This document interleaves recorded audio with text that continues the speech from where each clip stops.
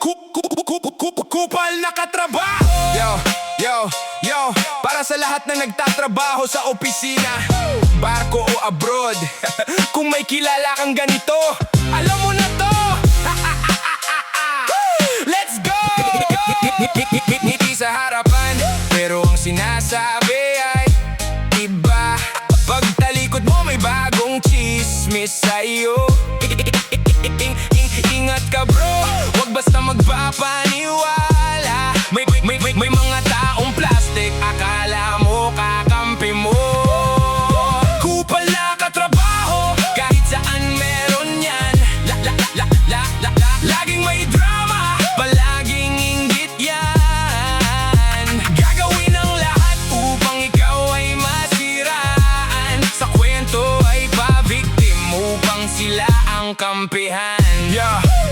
May isang polpol sa trabaho, astigaw ang dating, pero Barbie doll sa lambot. Maniwala ka sa akin, responsibilidad niya, pero sa iba ipinapasa. Ikaw ang nagbubuyat habang siya'y chill lang sa mesa.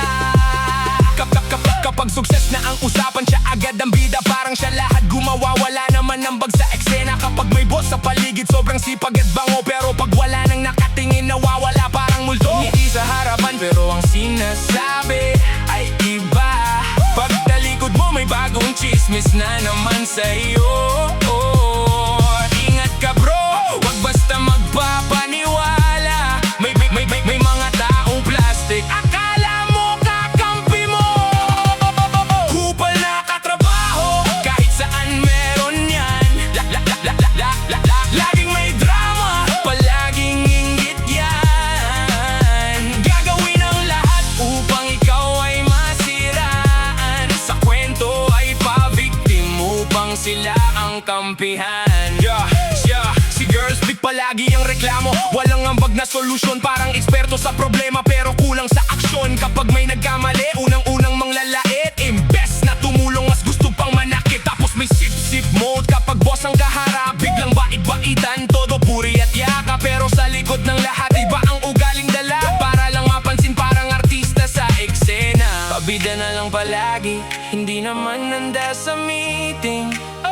Oras ng buong team ang laging naaantala rin. Pero tandaan, kapatid, may mas mahalagang laban. Ang sarili mong pag-unlad kaysa sa pagkikipagbangayan. Ngiti sa harapan, pero ang sinasabi ay iba. Patalikod mo may bagong chismis na naman sa'yo. Ingat ka bro, wag basta magpapaniwala. May mga taong plastic, akala mo kakampi mo. Kupal na katrabaho, kahit saan meron yan. Laging may drama, palaging inggit yan. Gagawin ang lahat upang ikaw ay masiraan. Sa kwento ay pa-victim upang sila ang kampihan. Kupal na katrabaho, sige lang magingay habang kami umaangat, ikaw pa rin ang sablay. Respeto at disiplina ang tunay na puhunan, hindi paninira para lang magkaroon ng pangalan. Real talk, mga kabayan, sa barko man, opisina o ibang bayan, hindi mawawala ang mga taong ganyan. Mag-focus sa trabaho, iwas sa gulo kung kaya. At tandaan, hindi mo kontrolado ang ugali ng iba, pero kontrolado mo kung paano ka magre-react sa kanila.